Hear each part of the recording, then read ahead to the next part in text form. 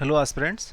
सो last video में हमने finish किया था RCC and I am now going to start irrigation engineering which is one of the most important subject for every state PSC examination and SSC JE examination. अगर average की बात करें तो अभी तक जितना मैंने एवरेज निकाला every year in UK PSC 15 to 20 question asked every time. So no doubt it's a very important subject. So let's start with irrigation engineering. First first जो chapter है irrigation system. So first question is the percentage. Second. So the first question is the percentage of water available on earth that is saline. So अगर हम इस image के through देखते हैं तो जो अर्थ पे अगर 100% वाटर है, इफ़ 100% वाटर अर्थ पे है उसमें से 97% जो वाटर है वो सलाइन है and only 3% fresh water available, only 3% fresh water available.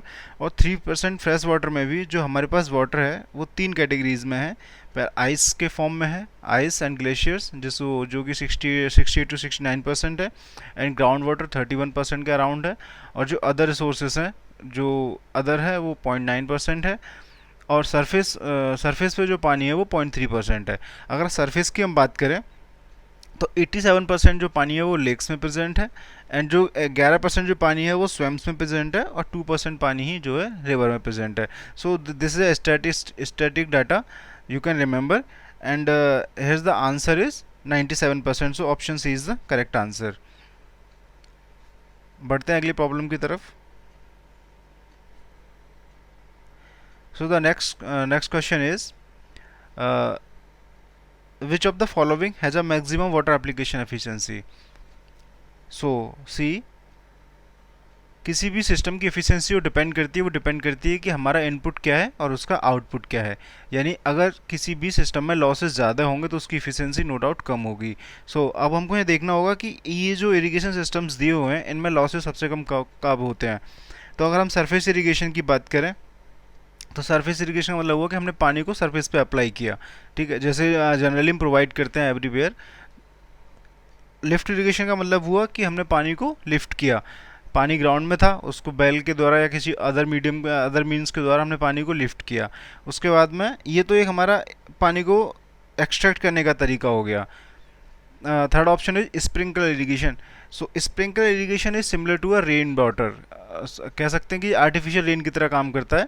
इसमें अगर मैं इसको थोड़ा अगर एक डायग्राम के थ्रू देखें तो अगर suppose this is a main water line, this is अ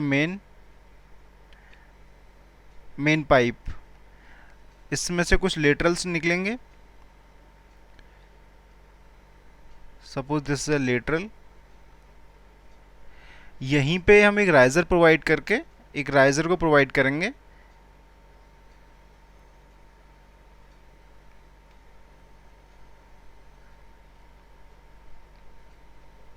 इसको लेटरली मान लेते हैं.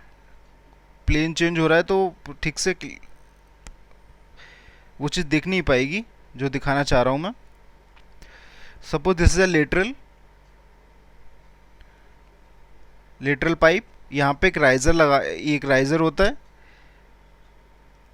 और यहीं पे कुछ इस तरह का अरेंजमेंट होता है जहाँ से कि पानी जो है इस तरह से, आपने देखा होगा गार्डन्स वगैरह में ये चीज़ इस तरीके से हम पानी को अप्लाई करते हैं. तो it's like artificial rain. And another is सब सरफेस इरिगेशन. सब सरफेस इरिगेशन का क्या मतलब हुआ कि तुम सीधा ले जाके पानी को रूट्स, जो प्लांट्स हैं उनकी रूट्स में छोड़ दो. तो इस तरह से क्या होगा कि जो भी लॉसेस हैं, कन्वेंस लॉसेस हैं, एवापोरेशन लॉसेस हैं, वो सब रिड्यूस हो जाएंगे. सो इन दैट केस जो मैक्सिमम वाटर एप्लीकेशन एफिशिएंसी आएगी वो आएगी सब सरफेस इरिगेशन में. सरफेस इरिगेशन में रन ऑफ लॉसेस होंगे और इवापोरेशन लॉसेस होंगे, कन्वेंस लॉसेस होंगे. यहाँ पे सब सरफेस इरिगेशन में हम क्या करेंगे, सीधा पानी को ले जाएंगे, प्लांट्स की रूट में छोड़ देंगे. So hence option D is the correct answer, जहाँ पे हमको मैक्सिमम वाटर एप्लीकेशन एफिशिएंसी निकल के आएगी. नेक्स्ट क्वेश्चन देखते हैं. Salinity in soil. So salinity in soil की वजह से क्या होगा, इंक्रीज द क्रॉप यील्ड. नहीं, ये तो नहीं होगा, क्रॉप यील्ड तो नहीं बढ़ेगी. सैलिनिटी क्या होगा कि हम जब हम वाटर अप्लाई करते हैं, when we apply water to the soil, उसमें कुछ क्या होता है, सॉल्ट्स प्रेजेंट होते हैं, like sodium magnesium, these salts are present in water.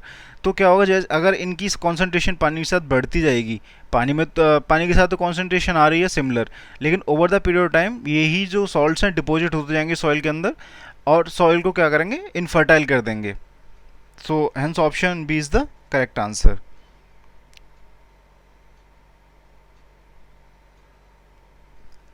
Next question is a sprinkler irrigation system is suitable when. So अभी हमने देखा स्प्रिंकलर इरिगेशन के बारे में इतनी सारी बातें की। Options given are the land gradient is steep and soil is easily erodible. Okay, next option is the soil is having low permeability, the water table is low, the crop to be grown are deep roots. Okay, तो अगर ये चीज़ें होंगी, अगर soil अगर लो permeable है, तो हम स्प्रिंकल इरिगेशन की तरफ क्यों जाएंगे, हम इतना इन्वेस्टमेंट क्यों करेंगे, क्योंकि स्प्रिंकल इरिगेशन इसमें काफ़ी कॉस्ट इन्वॉल्व होती है। तो अगर सॉइल की परमेबिलिटी लो है तो हम सरफेस पर डायरेक्टली पानी अप्लाई कर सकते हैं। अगर वाटर टेबल लो है तो हम सीधा डायरेक्ट सरफेस पर पानी अप्लाई कर सकते हैं, उसमें कोई भी पॉन्ड वाटर लॉगिंग की प्रॉब्लम नहीं होगी। एंड अगर हमारी जो रूट्स हैं, उसकी जो क्रॉप की रूट्स हैं, अगर वो डीप हैं, तो स्प्रिंकल इरिगेशन काम नहीं करेगा इतना इफेक्टिवली। सो एक ही ऑप्शन बचता है, the land gradient is steep and soil is easily erodible. So hence option is the correct answer. So these are the question from the chapter irrigation system. Next chapter is water requirement of crop. Maximum question asked from this chapter. Next problem is non-consumptive use of water is. So see, पहले हमको देखना है कि कंजप्टिव use क्या होता है। कंजप्टिव use होता है कि हमने पानी का यूज़ किया और पानी एक फॉर्म से दूसरे फॉर्म में चेंज हुआ। फॉर एग्जाम्पल, अगर मैं पानी को प्लांट्स को दिया, प्लांट्स ने क्या किया, पानी को न्यूट्रिशंस को ट्रांसफ़र किया, तो रूट्स के थ्रू पानी जो है ऊपर तक गया, पत्तियों तक, और तो क्या एक फॉर्म से दूसरे फॉर्म में चेंज हुआ, पत्तियों से जाके वो ट्रांसपायर हो गया इन द एटमॉस्फेयर। तो एक फेज से दूसरे फेज में चेंज हुआ। सेम अगर मैं बात करता हूँ, पानी हमने सिटी में सप्लाई किया, पानी को सिटी में सप्लाई क्या करेंगे तो क्या होगा, हाउस होल्ड्स में जाएगा, घरों में जाएगा, इंडिविजुअल हाउसेस में जाएगा, वहाँ पे उसके डिफरेंट यूज़ होंगे, वो एक फेज से दूसरे फेज में चेंज होगा। सो इट्स अ कंजप्टिव यूज़ का एग्जांपल। अगर कहीं पे फायर हैजार्ड्स हो जाती है, तो फायर फाइटिंग में जो पानी यूज़ हो रहा है, वो पानी को हम फायर को एक्सटिंग्विश करने के लिए यूज़ कर रहे हैं। अब जब फायर को एक्सटिंग्विश करने के लिए पानी यूज़ हो रहा है, वो कुछ पानी इवापोरेट भी होगा ड्यू टू द हीट, तो वहाँ पे भी पानी जो है सेम इन्वायरमेंट में नहीं रह रहा है, वो एक फेज से दूसरे फेज में चेंज हो जा रहा है।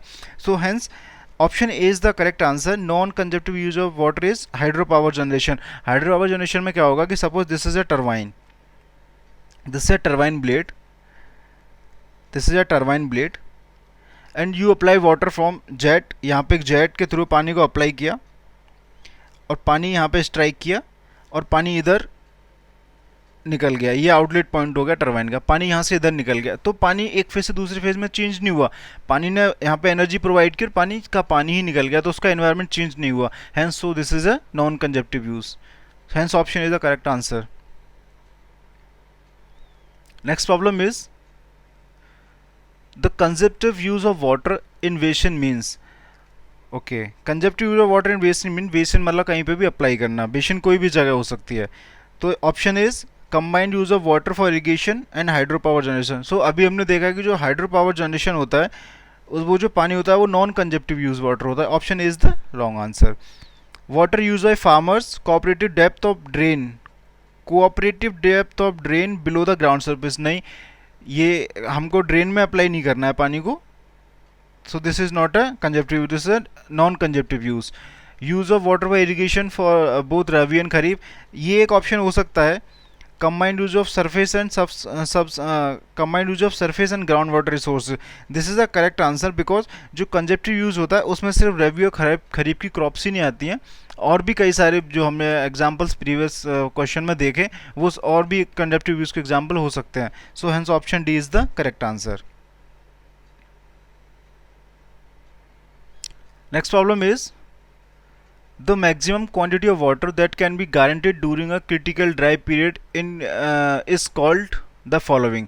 सो अगर कहीं पे भी पानी की स्कैरसिटी है, ड्राई पीरियड है, तो हमको एक क्रॉप को एक इतना पानी तो देना होगा कि वो अपनी मेच्योरिटी को गेन कर पाए, और जिससे क्या है, जो हमको ईल्ड जो है वो सफिशिएंट ईल्ड मिल पाए, तो उसको हम बोलते हैं safe yield. Hence option is the correct answer, कि इतना पानी हमको अप्लाई करना होगा किसी भी क्रॉप को, वरना क्या होगा, क्रॉप डेड हो जाएगी, तो हमको वो सफिशिएंट ईल्ड नहीं मिलेगी। सेकेंडरी ईल्ड होती है कि अगर कहीं पे फ्लड आ गया, in case of flood, excess में अगर पानी है और वो अगर ट्रांसफ़र हो रहा है, वो अगर डिलीवर हो रहा है किसी भी फील्ड के अंदर, तो उसको बोलते हैं सेकेंडरी ईल्ड, क्योंकि पानी एक्सेस में जा रहा है। और अगर हम सेफ और सेकेंडरी का एवरेज ले लेंगे तो उसको बोलेंगे average yield. Option B is the correct answer. Next question is saying the outlet discharge for a particular crop is given by. So the outlet discharge को हम ऐसे समझ सकते हैं कि जो हमारी ड्यूटी होती है, ड्यूटी होती है हमारी, duty at the outlet of water course, water course, वो होती है हमारी area divided by discharge as outlet, discharge at outlet. तो अगर हम इसको, और इसी को हम बोलते हैं duty at the outlet of water course, इसी को बोलते हैं आउटलेट फैक्टर, ये होता है आउटलेट फैक्टर। तो आउटलेट फैक्टर हो गया, तो डिस्चार्ज एट द आउटलेट कितना हो गया, डिस्चार्ज द आउटलेट हो गया, डिस्चार्ज एट द आउटलेट, ये हो जाएगा area divide by outlet factor, divide by outlet factor. So hence option A is the correct answer. देखते हैं अगला क्वेश्चन की तरफ बढ़ते हैं। अगला question, next question is the state of soil when plants fail to extract sufficient water for their requirement is. So it's a permanent wilting point. Permanent wilting point के बाद जो पानी, जो हमारा प्लांट्स है वो वाटर को एक्सट्रैक्ट नहीं कर सकता, इसलिए हम इसको बोलते हैं परमानेंट। या अगर इस स्टेज पे अगर पानी पहुंच गया हमारी सॉइल के अंदर, तो हमारे प्लांट की जो डेथ निश्चित है। तो इसका मतलब ये हुआ कि इस पॉइंट के बाद प्लांट का सर्वाइवल होना पॉसिबल नहीं है। So this is the point, यहाँ के इसके बाद में वो सफिशिएंट वाटर को एक्सट्रैक्ट नहीं कर सकता from the soil. So hence option B is the correct answer. Delta of crop means, next problem is delta of crop means. So delta of crop means होता है कि हमको एक प्लांट को कितने पानी की ज़रूरत है उसको अपने मेच्योरिटी तक पहुंचने के लिए। सपोज अगर मैं एग्जांपल लूँ, राइस की जो डेल्टा होती है वो होती है 120 सेंटीमीटर। तो इसका मतलब ये हुआ कि राइस को अपनी फुल ग्रोथ के लिए 120 सेंटीमीटर पानी की रिक्वायरमेंट है। So this is a delta of rice. So option देख लेते हैं, area under the crop, crop period, depth of water required by the crop. So hence option C is the correct answer. Next question देखते हैं। If irrigation efficiency is 80%, irrigation efficiency दी हुई है 80%, and conveyance losses are 20%, and the actual depth of watering is 16 centimeter. Okay, the depth of water required at the canal outlet. Okay, तो हमसे depth of water required at the canal outlet पूछा गया है। तो इसको एक flow diagram बनाने की जरूरत है, उसको बनाता हूँ मैं, उससे देखते हैं। Suppose this is a main canal या river, this is a river. यहाँ पे कोई भी बैराज या कोई डैम कंस्ट्रक्टेड है, यहाँ से कोई मेन कैनाल निकल रही है। So this is a main canal, और मेन कैनाल से हमारी कोई ब्रांच कैनाल निकल रही है।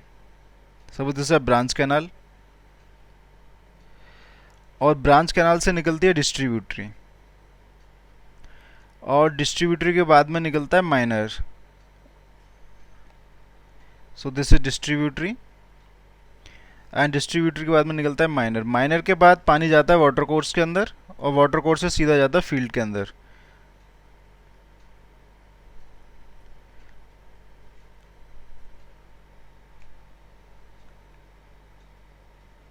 So this is a flow diagram, of canal irrigation.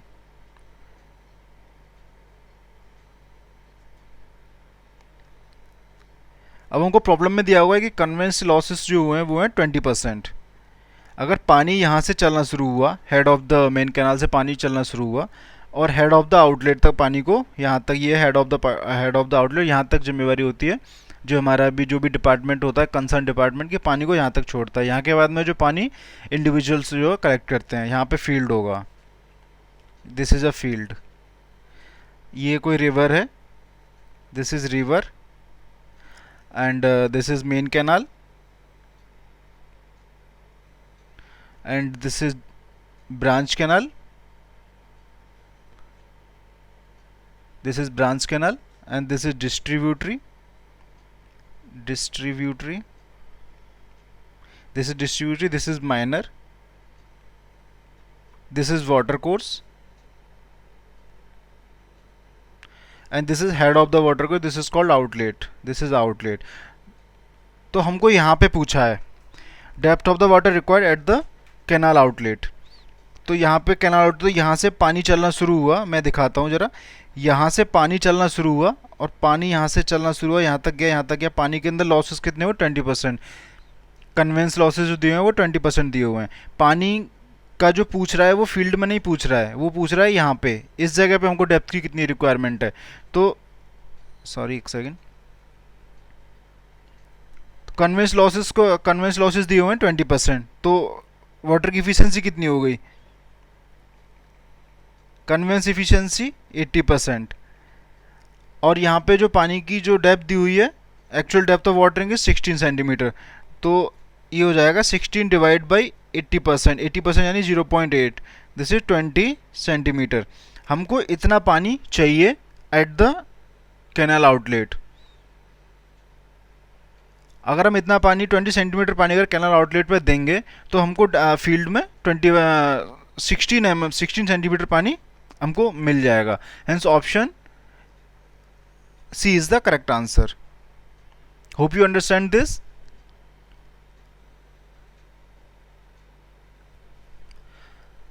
चलिए नेक्स्ट प्रॉब्लम देखते हैं। The quantity of sulphate in milligram per litre, PPM is milligram per litre. थोड़ा थिकनेस कम करता हूँ इसकी, मिलीग्राम पर लीटर।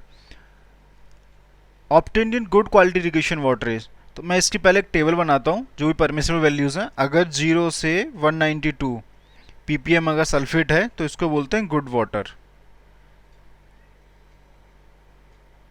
और अगर 192 से 400 400 के बीच में अगर सल्फेट की क्वांटिटी है, सल्फेट कॉन्सेंट्रेशन है 400, तो इसको बोलते हैं सेटिस्फैक्ट्री, सेटिस्फैक्ट्री। और अगर कॉन्सेंट्रेशन बढ़ के ग्रेटर देन 400 हो जाती है तो इसको बोलते हैं ये it will make the soil infertile, infertile. So hence option A is the correct answer. The quantity of sulphate contain in a good quality irrigation is 0 से 192 milligram per litre. Hence option A is the correct answer. Next problem is evaporation in crop field, evaporation in crop field by dry fallow land will be higher than the surrounded by vegetation due to, so it's called oasis effect, so hence option B is the correct answer। इसी को बोलते हैं oasis effect। next problem is if the depth of a crop is, if the is it's not depth, it's a duty of the crop। मैं इसको change कर देता हूँ, it's a duty।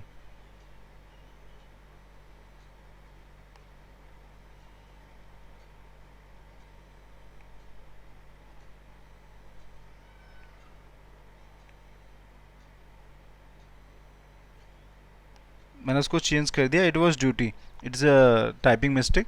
if the duty of crop is 864 hectare per cubic, so duty is given as 864 hectare per cubic and base period given is 120 days, then what is the delta of crop। तो हमसे पूछा गया delta of crop कितना होगा, कि कितना depth का पानी की रिक्वायरमेंट है फॉर दिस क्रॉप।